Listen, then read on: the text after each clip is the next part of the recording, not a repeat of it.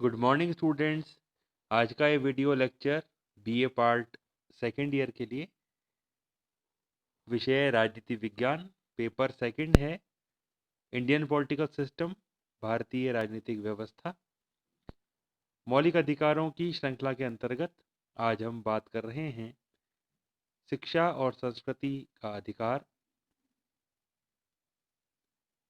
अनुच्छेद 29 और 30 में इस अधिकार का वर्णन है। अनुच्छेद 29 जो है वो क्या कहता है?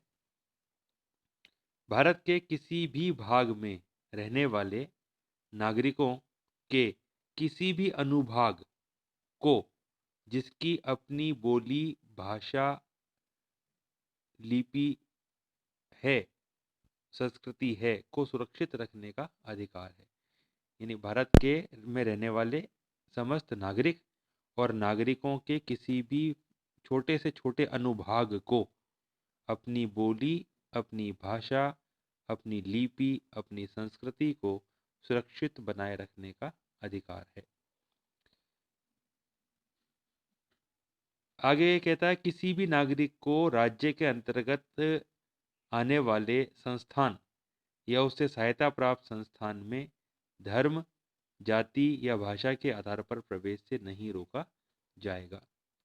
जो सरकार सरकार का संस्थान है, सरकारी संस्थान है, या सरकार से सहायता प्राप्त करके कोई संस्थान चलाया जा रहा है, तो उस संस्थान में धर्म, जाति या भाषा के आधार पर किसी भी नागरिक को प्रवेश से नहीं रोका जाएगा।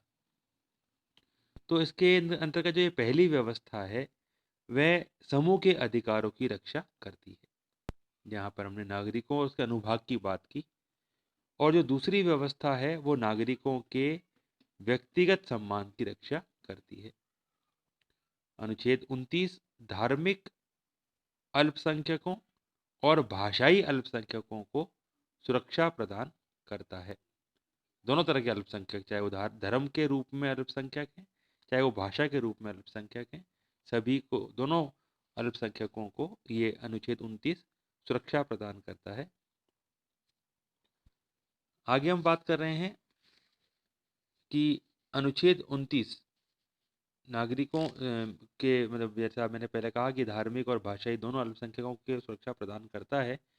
सर्वोच्च न्यायालय ने नागरिकों के अनुभाग शब्द का अभिप्राय अल्पसंख्यक और बहुसंख्यक दोनों से बताया है कि अनुभाग जो शब्द है उसका मतलब ये जरूरी नहीं है कि वो केवल अल्पसंख्यकों के लिए ही हो। बहुसंख्यक वर्ग में भी कोई एक अनुभाग ऐसा हो सकता है जिसकी बोली, भाषा, लिपि और संस्कृति बहुसंख्यक से भिन्न हो। इसलिए माननीय न्यायालय ने ये व्यवस्था दी कि ये जो अनुभाग शब्द है ये अल्पसंख्यकों और बहुसंख्यकों दोनों के लिए प्रयुक्त किया जाता है। माननीय न्यायालय ने भाषा की रक्षा में भाषा के संरक्षण हेतु आंदोलन करने के अधिकार को भी सम्मिलित किया है। ये बहुत महत्वपूर्ण निर्णय सर्वोच्च न्यायालय द्वारा दिया गया था कि यदि भाषा की रक्षा के लिए कोई एक वर्ग या कोई छोटा अनुभाग आंदोलन करता है तो उसको ये आंदोलन करने का अधिकार है। तो अनुच्छेद 29 जो है वो धार्मिक और भाषाई अल्पसंख्यक है ना। और एक जो शब्द पर ने काम में लिया नागरिकों का अनुभाग, अनुभाग बहुसंख्यक वर्ग में से भी हो सकता है।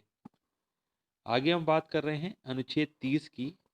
अनुच्छेद 30 ये कहता है कि शिक्षा संस्थानों की स्थापना और प्रशासन करने का अल्पसंख्यक वर्गों का अधिकार, कि अल्पसंख्यक अपनी रुचि की शिक्षण संस्थाओं की स्थापना कर सकते हैं और उनका प्रशासन स्वयं चला सकते हैं। उनकी अपनी रुचि की शिक्षा संस्थाओं की स्थापना और शिक्षण संस्थाओं को अनुदान देने में राज्य इस आधार पर भेदभाव नहीं करेगा कि वह धर्म या भाषा के आधार पर किसी अल्पसंख्यक वर्ग के अधीन है। तो जब भी गवर्नमेंट कोई ऐड देती है, कोई सहायता देती है, अनुदान देती है, तो वह बहुसंख्यक वर्ग की संस्थाओं को भी मिलेगा अल्पसंख्यक वर्ग की संस्थाओं को भी मिलेगा। इस आधार पर भेदभाव नहीं होगा कि ये अल्पसंख्यक वर्ग की शिक्षा संस्थान है तो उसे अनुदान ना दिया जाए। अनुदान की व्यवस्था अल्पसंख्यकों के लिए भी की गई है। इस अनुच्छेद में 44वां जो संविधान संशोधन हुआ था 1978 में, और उस अधिकार के द्वारा संपत्ति के अधिकार को मूल अधिकारों की सूची से विलोपित कर दिया गया, निरसित कर दिया गया है। उसके बाद जब संपत्ति का अधिकार निरसित हो गया तो ये व्यवस्था अनुच्छेद 30 के लिए की गई कि, और ये स्पष्ट कर दिया गया कि इससे अल्पसंख्यकों को अपनी रुचि की शिक्षण संस्थाओं की स्थापना और इन शिक्षण संस्थाओं के प्रशासन के अधिकार पर कोई आघात नहीं पहुंचेगा। क्योंकि अल्पसंख्यक वर्ग की जो शिक्षण संस्थाएं हैं उनका जो मैनेजमेंट है, उनका स्टाफ है, इत्यादि चीज़ें हैं, उनकी अर्जित की हुई संपत्ति है या उनका खुद का अपना जो भवन है, मकान है इत्यादि है, उन पर किसी प्रकार का कोई आघात या उस पर कोई अतिक्रमण इस संविधान संशोधन के बावजूद नहीं होगा, ये स्पष्ट किया गया है। अनुच्छेद 30 के अंतर्गत जैसा मैंने कहा कि धार्मिक और भाषाई अल्पसंख्यक वर्ग की सुरक्षा का विस्तार किया गया है। और हालांकि जो अल्पसंख्यक शब्द है उसको कहीं भी संविधान में परिभाषित नहीं किया गया है, केवल भाषाई और धार्मिक अल्पसंख्यकों की बात है। लेकिन अल्पसंख्यक कौन है इसकी कोई एक निश्चित परिभाषा कहीं पर भी संविधान में नहीं दी गई है। और ये जो अनुच्छेद 30 है ये केवल और केवल धार्मिक और भाषाई अल्पसंख्यकों की बात करता है, नागरिकों के किसी अनुभाग की बात नहीं करता, जो कि अनुच्छेद 29 कर रहा था। ये डिफरेंस देख लीजिए आप दोनों में कि अनुच्छेद 30 में केवल धार्मिक और भाषाई अल्पसंख्यकों के हितों की सुरक्षा की बात है, कहीं पर भी नागरिकों के किसी अन्य अनुभाग की बात इसमें नहीं की गई है। अल्पसंख्यक जो शिक्षण संस्थाएं स्थापित करते हैं वो प्राय 3 प्रकार की हो सकती है। पहली, राज्य से आर्थिक सहायता व मान्यता प्राप्त संस्था, है ना, ऐसी जिसको अपन कह सकते हैं कि कोई मदरसा हो, कोई मकतब हो, जिसको या कोई जो है सिखों की कोई शिक्षण संस्था हो, या जो मिशनरीज स्कूल होती हैं वो हैं, वो 3 प्रकार की हो सकती हैं। पहली तो जिसको गवर्नमेंट एड दे रही है, सहायता दे रही है और गवर्नमेंट ने उसको मान्यता भी प्रदान की हुई है। दूसरा जो वर्ग है वो है राज्य से मान्यता प्राप्त है परंतु आर्थिक सहायता प्राप्त नहीं करता है, केवल recognization by government of state government से कोई से मान्यता मिलती है, मिली भी होती है, या अगर अखिल भारतीय स्तर पर वो संस्थान चल रही है तो उसको केंद्रीय सरकार से, एचआरडी से मान्यता प्राप्त करनी होती है। और तीसरी जो संस्थान है वो ना तो सहायता लेते हैं और ना हम मान्यता लेते हैं। तो ये 3 अलग अलग प्रकार के वर्ग हो गए शिक्षण संस्थाओं के। तो पहला और जो दूसरा प्रकार का संस्थान है उनमें राज्य के अनुसार शिक्षण होगा, स्टाफ रखा जाएगा, पाठ्यक्रम तय किया जाएगा, शैक्षणिक मानक होंगे, अनुशासन और सफाई व्यवस्था होगी।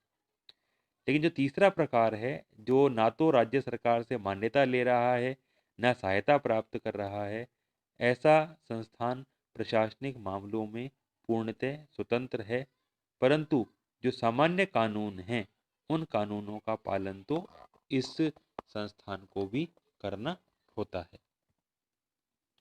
आगे हम बात कर रहे हैं वर्ष 2007 में सर्वोच्च न्यायालय के द्वारा एक महत्वपूर्ण फैसला जो है वो दिया गया था। जो इस केस का नाम है secretary of Alankara Syrian Catholic college case 2007, जिसमें माननीय सर्वोच्च न्यायालय ने अल्पसंख्यक शिक्षण संस्थानों की स्थापना और प्रशासन से संबंधित कुछ सामान्य सिद्धांतों को अपने फैसले में अंकित किया। उनमें पहली जो महत्वपूर्ण बात माननीय न्यायालय ने कही वो थी कि शैक्षिक संस्थाओं को स्थापना एवं प्रशासन करने के अल्पसंख्यकों के अधिकार के अंतर्गत निम्नलिखित बातें शामिल होंगी कि ये अपना शासी निकाय गवर्निंग बॉडी चुनने का अधिकार, जिसमें संस्थापकों का भरोसा हो वह संस्थान को भली भांति चला सकेगा। दूसरा, जो शिक्षण कर्मचारी हैं, चाहे वो शिक्षक हैं, व्याख्याता हैं, प्रधानाध्यापक हैं, प्राचार्य हैं या कोई शिक्षकेतर कर्मचारियों की नियुक्ति करने, साथ ही कर्तव्य में लापरवाही बरतने पर उनके विरुद्ध कार्रवाई करने का अधिकार भी इस गवर्निंग बॉडी को होगा। तीसरा, ये अपनी पसंद के विद्यार्थियों को प्रवेश दिलाने तथा सुसंगत शुल्क ढांचा स्थापित करने का इनको अधिकार होगा। अपनी संपदा तथा परिसंपत्तियों का संस्थान के हित में उपयोग करने का अधिकार होगा। अनुच्छेद 30 के अंतर्गत अल्पसंख्यकों को मिले अधिकार केवल बहुसंख्यकों के साथ समानता स्थापित करने के लिए है, न कि इसलिए कि अल्पसंख्यकों को बहुसंख्यकों के मुकाबले अधिक लाभ की स्थिति में रख दिया जाए। अल्पसंख्यकों के पक्ष में किसी भी प्रकार का विपरीत भेदभाव नहीं है। देश का सामान्य कानून जो राष्ट्रीय हित, राष्ट्रीय सुरक्षा, समाज कल्याण, सार्वजनिक व्यवस्था, नैतिकता, स्वास्थ्य, स्वच्छता, कराधान इत्यादि सबसे संबंधित है, जो सब पर लागू होता है, अल्पसंख्यक संस्थानों पर भी लागू होगा। अल्पसंख्यक शैक्षिक संस्थाओं की स्थापना एवं प्रशासन का अधिकार संपूर्ण या अबाध नहीं है, न ही इसके अंतर्गत कुप्रबंधन शामिल है। शिक्षक चरित्र तथा मानक एवं अकादमिक उत्कृष्टता सुनिश्चित करने के लिए विनियामक उपाय किए जा सकते हैं। प्रशासन पर भी नियंत्रण किया जा सकता है और अगर उसे कार्यकुशल या मजबूत बनाने की आवश्यकता हो तो संस्थान को अकादमिक आवश्यकताओं की पूर्ति की जा सकती है। राज्य द्वारा विद्यार्थियों एवं शिक्षकों के कल्याण से संबंधित नियम, नियुक्ति के लिए अर्हता और योग्यता के निर्धारण के लिए नियम, साथ ही कर्मचारियों की सेवा शर्तों के लिए नियम इत्यादि तय किए जा सकते हैं। तो ये एक महत्वपूर्ण फैसला माननीय सर्वोच्च न्यायालय के द्वारा देकर के अनुच्छेद 30 के अंतर्गत जो शैक्षणिक संस्थाएं अल्पसंख्यकों द्वारा स्थापित की जाती हैं उसके पाठ्यक्रम, उसका गवर्निंग बॉडी, उसकी योग्यताएं, कर्मचारियों के लिए, शिक्षकों के लिए आवश्यक मानक योग्यताएं, उसकी अकादमिक कुशलता इत्यादि से संबंधित महत्वपूर्ण बिंदुओं को अपने फैसले में सुनाया गया। तो ये हमारा 5वां अधिकार इस वीडियो लेक्चर में पूरा हुआ है। अब हम इसके अगले वीडियो लेक्चर में संवैधानिक उपचारों के अधिकार पर चर्चा करेंगे। धन्यवाद।